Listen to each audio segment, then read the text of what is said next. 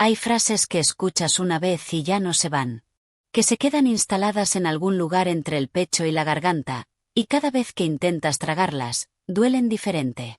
La mía llegó un martes por la mañana, en una sala de reuniones que olía a café recalentado y a decisiones que alguien ya había tomado antes de que yo pusiera un pie ahí dentro.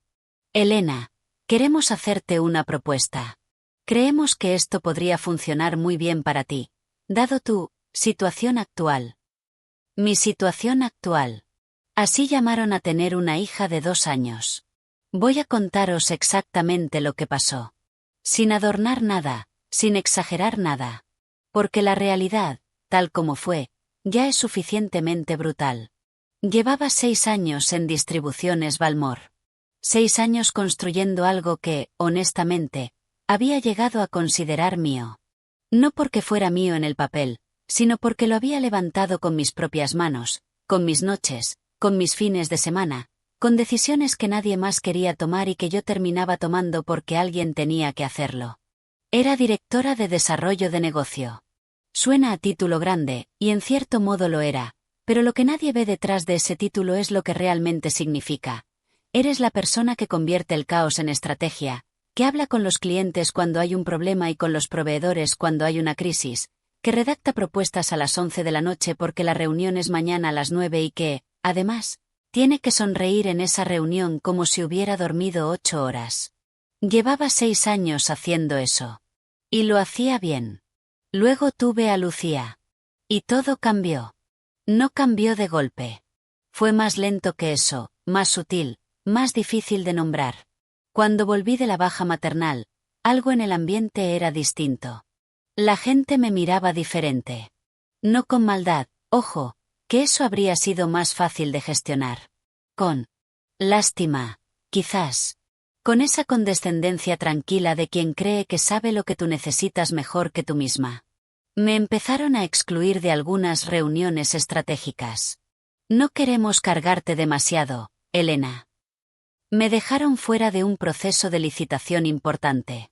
Es que hay mucho viaje implicado, y con el bebé. Me asignaron a una cuenta más pequeña, más cómoda, más aburrida. Para que puedas tener más equilibrio. Nadie me preguntó si quería equilibrio. Nadie me preguntó nada. Durante meses aguanté. Pensé que era temporal, que era el periodo de readaptación, que en cuanto demostrara que seguía siendo la misma de antes todo volvería a su sitio. Así que me partí el lomo. Llegaba antes. Me quedaba más. Entregaba resultados que nadie pedía porque nadie pensaba que pudiera darlos. Y sonreía. Dios mío, cuánto sonreí. Entonces llegó ese martes. Marcos, el director general, me llamó a su despacho. Llevaba a su lado a Pilar, la directora de recursos humanos, que tenía cara de haber ensayado esto varias veces. En la sala había también un documento sobre la mesa. Lo vi desde la puerta y supe que nada de lo que iba a pasar ahí era improvisado. Me senté. Marcos empezó a hablar. Lo hizo con esa voz suave que usan los hombres cuando creen que te están haciendo un favor. Me habló de adaptación, de flexibilidad, de las nuevas realidades del mercado. Me habló de lo mucho que valoraban mi trayectoria y de lo importante que era para ellos apoyar a las familias. Y entonces llegó la propuesta. Elena, queremos ofrecerte una posición ajustada a tu momento vital. Más centrada, con menos presión, con horarios más predecibles. Sabemos que ahora mismo lo más importante para ti es tu hija, y queremos que puedas estar ahí para ella. Hice una pausa. ¿De qué estamos hablando exactamente? Pilar empujó el documento hacia mí. Lo miré. Lo leí 2 veces porque la primera vez pensé que había entendido mal. El nuevo puesto tenía un salario que era, exactamente, el 52% de mi salario actual. Me quitaban las responsabilidades de gestión de cuentas grandes. Me quitaban el equipo. Me quitaban la capacidad de tomar decisiones sobre estrategia. Me dejaban como coordinadora de apoyo. Un título que no existe en ningún organigrama real. Un puesto inventado para aparcar a alguien sin tener que despedirla. Y esto, dije despacio, es porque creen que no puedo seguir haciendo mi trabajo. Marcos se apresuró a aclarar. No, no, para nada. Es que creemos que esto es mejor para ti en este momento. Que te va a dar más libertad, más tiempo con Lucía. Me quedé mirándole. Hubo un silencio que duró unos 3 o 4 segundos, pero que se sintió mucho más largo. Pilar miraba el documento. Marcos me miraba a mí con esa sonrisa de somos los buenos aquí. Y yo pensé, qué interesante. Qué absolutamente interesante. Voy a necesitar tiempo para pensarlo, dije. Por supuesto, respondió Marcos. Tómate hasta el viernes. Salí de esa sala, fui al baño, cerré la puerta con pestillo, me miré en el espejo durante aproximadamente 1 minuto, y tomé la decisión más importante de mi vida profesional. No iba a firmar eso. Antes de que sigáis leyendo, si esto os está resonando, si alguna vez habéis sentido que os infravaloraban en el trabajo o que alguien disfrazaba una injusticia de favor, dejadme un like y suscribíos. Porque hay más historias como esta, y merecen ser contadas. Y si queréis contarme la vuestra, los comentarios están ahí abajo. Para entender lo que pasó después, necesito que entendáis primero lo que yo hacía realmente en Valmor. No lo que ponía en mi contrato, no lo que aparecía en los organigramas, sino lo que realmente pasaba. Valmor era una empresa distribuidora de material de oficina y equipamiento para empresas. Un sector que suena aburrido pero que tiene una complejidad logística tremenda, porque los clientes son muchos, los pedidos son constantes, los márgenes son ajustados, y cualquier error en la cadena de suministro se nota en tiempo real. Cuando llegué, hace 6 años, la empresa tenía una cartera de unos 80 clientes. Cuando me fui a la baja maternal, tenía 240. Ese crecimiento no fue obra de magia. Fue obra de relaciones. De llamadas. De propuestas. De haberme aprendido de memoria que necesitaba cada cliente antes de que ellos supieran que lo necesitaban. Tenía 3 cuentas que, juntas, representaban casi el 40% de la facturación total de la empresa. 3 clientes que yo había traído, que yo había cultivado, que yo mantenía con un trabajo constante de confianza y atención. No era una cuestión de contratos. En este sector, los contratos son papel. Lo que retiene a un cliente es la persona al otro lado del teléfono que conoce su negocio, que resuelve sus problemas sin que tengan que explicarlos 2 veces, que anticipa sus necesidades. Esa persona era yo. Además, llevaba la supervisión de un equipo de 4 personas. 4 comerciales jóvenes a los que había formado desde casi cero. Les había enseñado a redactar propuestas, a leer a los clientes, a gestionar objeciones, a no rendirse después de la primera negativa. Los había visto crecer. Y ellos, en esos 6 años, habían desarrollado una forma de trabajar que era mi forma de trabajar, porque era la única que yo conocía. Todo eso, aparentemente, valía el 52% de mi sueldo actual. Lo que más me dolió, mirando atrás, no fue la cifra. Fue la explicación. Porque si me hubieran dicho Elena, la empresa pasa por un momento difícil y necesitamos reducir costes, lo habría entendido. Habría negociado. Habría buscado soluciones. Pero no me dijeron eso. Me dijeron que el recorte era por mi bien. Que yo necesitaba menos trabajo, menos responsabilidad, menos presión, porque tenía una hija. Como si tener una hija me hubiera vuelto menos capaz. Como si el hecho de ser madre fuera una enfermedad que requería tratamiento. Lo que nadie en esa empresa parecía haber calculado es que yo seguía siendo exactamente la misma profesional de antes de tener a Lucía. Con más cansancio, sí. Con menos margen de error en mi gestión del tiempo, también. Pero con los mismos conocimientos, la misma red de contactos, la misma capacidad de análisis, la misma habilidad para convertir un cliente dubitativo en un cliente fiel. Nadie lo vio porque nadie quiso verlo. Era más cómodo ver a una madre con un bebé que ver a una directora de negocio con resultados.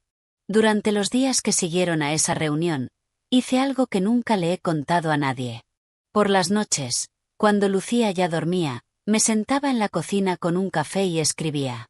Escribía todo lo que sabía de cada cliente, todo lo que había aprendido de cada proceso, todo lo que hacía que Valmor funcionara en la parte que me tocaba a mí. No para vengarme. Lo hacía para ordenarme la cabeza. Para recordarme a mí misma lo que valía. Para que la voz de Marcos diciendo tu situación actual no fuera la última voz que escuchara antes de dormirme. Llenamos casi 2 cuadernos. Y mientras los escribía, me di cuenta de algo. Que si yo me llevaba conmigo ese conocimiento, esa red, esa confianza que había construido con 240 empresas, Valmore iba a tardar años en reponerlo. Si es que podía reponerlo. Pero eso aún no lo sabían ellos. El viernes llegué a la oficina a mi hora habitual. Fui a por café, saludé a los del equipo, revisé mis correos. Hice todo exactamente igual que cualquier otro día, porque quería que lo que iba a pasar a continuación fuera una decisión tomada con calma, no una reacción emocional. A las 11 llamé a Pilar y le dije que podía venir. Entró con una tablet, supongo que para recoger mi firma. Yo tenía sobre la mesa un folio con 4 líneas escritas a mano. Lo empujé hacia ella antes de que pudiera decir nada. No voy a aceptar la propuesta. Pilar parpadeó. Elena. No es negociable. No voy a aceptar ese puesto ni ese salario.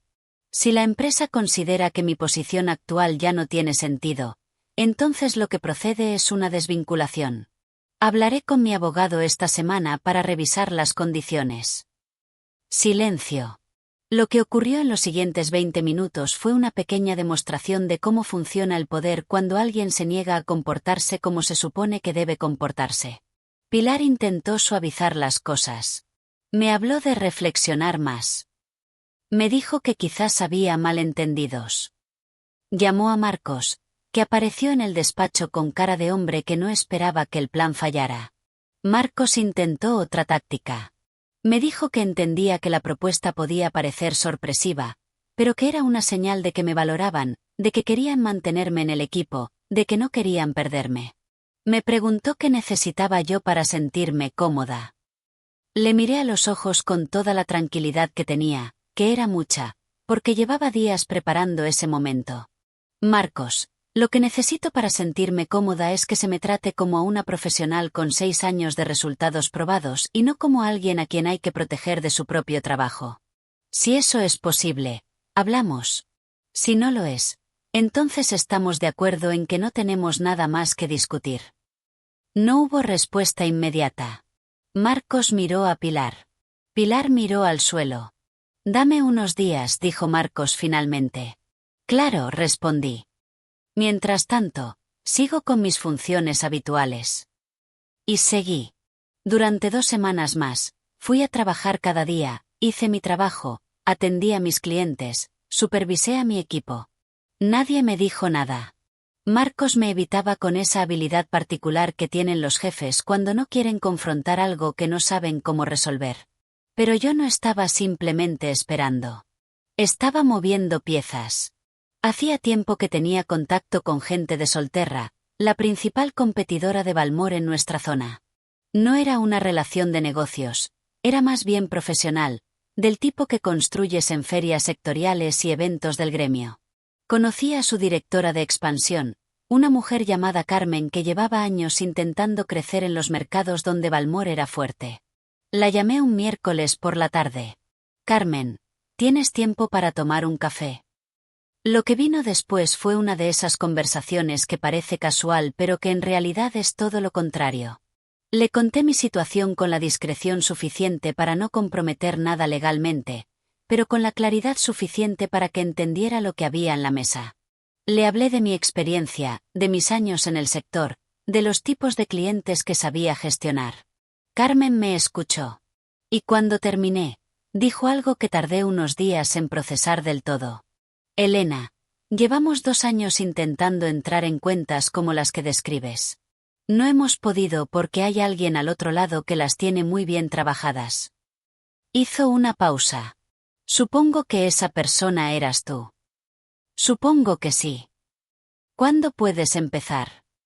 Cuando Marcos me llamó 2 semanas después de nuestra última conversación para decirme que habían revisado la propuesta y que estaban dispuestos a mejorar las condiciones económicas, yo ya tenía una oferta encima de la mesa. Una oferta con un salario un 30% superior al que tenía en Valmore, un título de directora de desarrollo estratégico, y un equipo propio para construir desde cero. Marcos, le dije con toda la calma del mundo, ya no está disponible. ¿Cómo que no está disponible? Que ya tengo otro trabajo. Presento mi renuncia hoy mismo. El silencio que siguió fue diferente al de la sala de reuniones.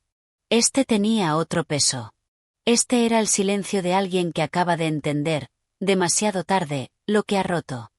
Hubo un momento, después de colgar esa llamada, en que me senté en el coche y me quedé mirando el parabrisas. No lloraba de tristeza. Lloraba de alivio. De esa especie de liberación que te produce cuando algo que llevas meses aguantando por fin se cae y puedes respirar sin que duela. Llamé a mi madre. Le conté todo. Se quedó en silencio un momento y luego dijo, bien. Ya era hora. Esa noche bañé a Lucía, le leí su cuento, la acosté, y me quedé un rato mirándola dormir. Pensé en todas las veces que me habían dicho que ella era el motivo por el que yo podía dar menos, pedir menos, valer menos. Y pensé que si alguna vez me preguntaba qué había aprendido de ese año, la respuesta era esta, que nadie tiene derecho a usar a tus hijos como argumento para ofrecerte menos de lo que mereces. Ahora viene la parte que la gente suele querer escuchar. La parte del caos. Y entiendo ese impulso, lo entiendo perfectamente, porque cuando alguien te hace daño quieres creer que el universo lleva una contabilidad, que las cosas tienen consecuencias. Las tienen. Pero quiero contaros esta parte con honestidad, porque si solo os cuento lo bonito estaré haciendo exactamente lo que hago cuando tengo que decirle algo difícil a un cliente, endulzarlo tanto que pierde sentido. Las primeras semanas después de mi salida en Balmor fueron, según me contaron por distintos canales, bastante movidas. Marcos asignó mis 3 cuentas grandes a 2 comerciales del equipo que yo había formado. Buena decisión en teoría.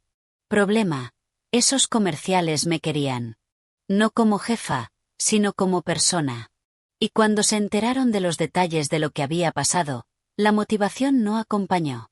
Además, y esto es lo que nadie en dirección había calculado, esas cuentas no eran relaciones institucionales. Eran relaciones personales. Cuando el director de compras de una empresa lleva 3 años hablando con la misma persona, cuando esa persona conoce su nombre, el nombre de su asistente, sus plazos, sus manías, sus urgencias, y de repente esa persona desaparece y la sustituye a alguien que tiene que empezar desde cero, eso no es transparente. Eso se nota. No fue inmediato. Tardó unos 2 meses. Pero 2 de las 3 cuentas grandes empezaron a espaciar sus pedidos. Pedían presupuestos a otros proveedores. Hacían preguntas sobre condiciones que antes nunca cuestionaban porque la confianza estaba ya dada. Una de esas cuentas terminó siendo cliente de Solterra. No fue por mí directamente. Yo no llamé a nadie, no moví nada, no hice ningún gesto que pudiera interpretarse como sabotaje. Simplemente, cuando ese cliente empezó a explorar opciones, Solterra tenía a alguien que lo atendió bien. Y ese alguien, en parte, sabía cómo atenderlo porque yo había estado contándole a Carmen durante semanas cómo funcionaba el sector. La ironía es que Balmor se había convencido de que lo que yo hacía era reemplazable. Que el activo era la cartera de clientes, no la persona que la gestionaba. Que si ofrecías el mismo producto al mismo precio, los clientes se quedaban. Es un error muy común en empresas que confunden fidelización con inercia. Marcos me llamó un mes después de mi salida. Una llamada que no tenía ningún pretexto profesional razonable. Me preguntó si estaba bien, me dijo que me echaban de menos, que el equipo preguntaba por mí. Escuché todo con educación. Al final dijo, si en algún momento quisieras volver a hablar sobre una posición, las puertas están abiertas. Te lo agradezco, Marcos. ¿Lo considerarías? No. No lo dije con dureza. No lo dije con satisfacción tampoco. Lo dije como lo que era, un dato. Pilar me escribió un correo semanas después con un tono que intentaba ser cordial pero que en el fondo era una especie de post-mortem encubierto. Me preguntaba si podía recomendarle a alguien para cubrir algunas funciones. Le respondí con 3 líneas educadas y ningún nombre. Ahora la parte que es menos fácil de contar. Porque mientras todo eso pasaba en Balmor, yo también estaba pasando por mi propio proceso. Y sería deshonesto de mi parte presentar esto como si hubiera sido fácil. No lo fue. Los primeros meses en Solterra fueron estimulantes y agotadores a la vez. Empezar en una empresa nueva con el mandato de construir algo desde cero es exactamente tan difícil como suena. No conocía los procesos internos. No tenía el mismo equipo. Tenía que demostrar, otra vez, que era capaz. Y aunque Carmen era una aliada real, no todos en la empresa me recibieron con los brazos abiertos. Hay gente que ve a alguien nuevo en un puesto de dirección y lo primero que hace es medir cuánto tiempo tarda en cometer el primer error. Además, tenía a Lucía. Y Lucía tenía 2 años, que es una edad maravillosa y también una edad en la que los niños enferman cada 3 semanas y necesitan atención constante y no entienden por qué mamá a veces llega tarde. Hubo noches en que llegué a casa, la acosté, y me quedé en el sofá sin energía ni para cenar. Hubo mañanas en que me levanté con la sensación de que estaba dando el 100% en el trabajo y el 70% en casa y que en ninguno de los 2 sitios era suficiente. Eso no lo cuenta nadie. El coste emocional de empezar de nuevo, de demostrar que tomaste la decisión correcta, de no poder permitirte dudar porque dudar en voz alta te hace vulnerable. La presión silenciosa de haber quemado una puerta y necesitar que la nueva puerta funcione. Pero hay algo que aprendí en esa época. Algo que me parece importante decir. El agotamiento no significa que hayas tomado la decisión equivocada. A veces las decisiones correctas son exactamente tan duras como las equivocadas. Lo que las diferencia no es cómo te sientes mientras las vives, sino a dónde te llevan. Han pasado 2 años desde ese martes de café recalentado y documento sobre la mesa. Solterra tiene ahora una cartera en mi zona que casi duplica la que tenía cuando llegué. El equipo que construí, 4 personas que encontré, entrevisté y formé, funciona como una unidad que reconozco. No porque sean copias mías, sino porque les di el espacio para desarrollar su propio estilo dentro de una forma de trabajar que tiene sentido. 3 de las cuentas que Valmor consideraba inexpugnables son ahora clientes nuestros. No lo cuento como venganza. Lo cuento como consecuencia. Como lo que pasa cuando alguien que tiene experiencia real y una red real se pone a trabajar sin las cadenas de una empresa que no sabe lo que tiene. Carmen y yo nos reunimos cada mes. Es una de esas relaciones profesionales que se convierte en algo más, en una alianza real entre 2 personas que se respetan y que saben lo que ha costado llegar donde están. La semana pasada me dijo que mi incorporación había sido la mejor decisión de expansión que tomamos en 3 años. Lo guardé. Lo guardé para los días malos, que siguen existiendo. Lucía tiene 4 años. El otro día me vino corriendo cuando llegué a casa con un dibujo que había hecho en el cole. Era un dibujo de mamá en el trabajo. En el dibujo yo llevaba una maleta enorme y tenía el pelo rojo aunque yo tengo el pelo castaño, así que supongo que para ella el trabajo tiene algo de aventura. Me lo colgué en el despacho. A veces la gente me pregunta si me arrepiento de algo. Si hay algo que hubiera hecho diferente. Y la respuesta honesta es que sí. Hay una cosa. Me arrepiento de haber tardado tanto en nombrar lo que estaba pasando. De haber aguantado meses de exclusiones y reubicaciones y condescendencia sin decir en voz alta. Esto es discriminación. Disfrazada de cuidado, envuelta en lenguaje amable, presentada como un favor. Pero discriminación. Porque eso es lo más sofisticado de este tipo de injusticia, que no viene con cara de monstruo. Viene con cara de preocupación. Viene de personas que se creen, realmente se creen, que te están ayudando. Que tomarte el trabajo, rebajar tu sueldo, quitarte las responsabilidades es una forma de protegerte. Y eso hace que sea más difícil de combatir, porque si protestas pareces desagradecida, si rechazas el favor pareces difícil, si te vas pareces impulsiva. Lo que yo aprendí es que el antídoto contra eso es la claridad. No la rabia, no la venganza, no el drama. La claridad fría y tranquila de saber lo que vales, de poder demostrarlo, y de negarte a aceptar menos de lo que mereces aunque te lo ofrezcan en un envoltorio de seda. Marcos sigue en Valmor. Lo sé porque el sector es pequeño y las noticias circulan. La empresa ha tenido un par de años complicados.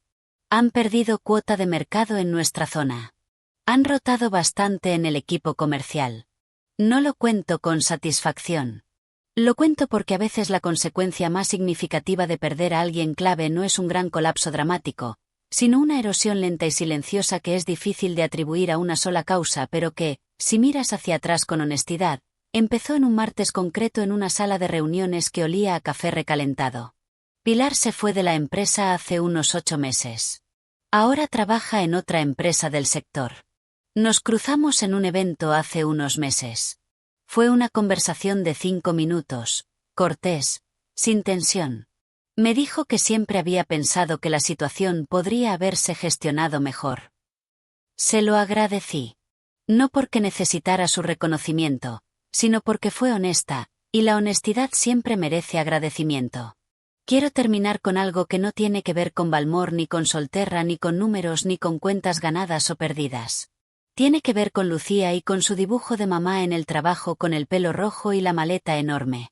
Yo quiero que Lucía crezca en un mundo donde nadie le diga que necesita menos trabajo porque es madre. Donde nadie le llame favor a lo que en realidad es una limitación. Donde si alguna vez le ofrecen la mitad de lo que vale disfrazado de flexibilidad, tenga las herramientas, el vocabulario y la confianza para decir no con claridad y sin disculparse. No sé si el mundo va a ser ese mundo cuando ella crezca. Ojalá sí. Pero si no lo es, al menos sabrá que su madre estuvo en esa situación, que la vio venir, que eligió bien y que siguió adelante. Eso es lo que puedo darle. Eso, y el dibujo colgado en el despacho como recordatorio de que el trabajo y la vida no tienen por qué ser enemigos, que una madre puede ser también una profesional excelente, y que las dos cosas no solo son compatibles sino que, bien entendidas, se refuerzan la una a la otra. A veces me preguntan si fue valiente rechazar esa propuesta. Y yo siempre digo lo mismo, no lo sé. En el momento no lo sentí como valentía. Lo sentí como la única respuesta posible. Como que si firmaba ese papel me estaba firmando a mí misma de una manera de la que no podría volver. Quizás eso es lo que es la valentía, no hacer algo heroico sino negarte a hacer algo que te destruiría, aunque sea más cómodo aceptarlo. Y salir por la puerta con la cabeza alta. Si llegasteis hasta aquí, gracias. De verdad.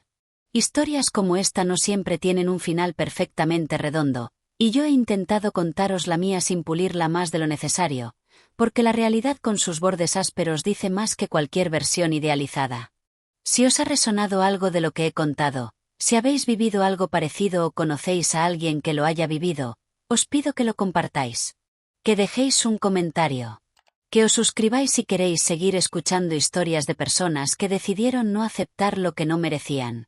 Cada historia compartida es un poco más de luz en un tema que demasiadas veces se queda en silencio. Yo seguiré contando las mías. Hasta la próxima.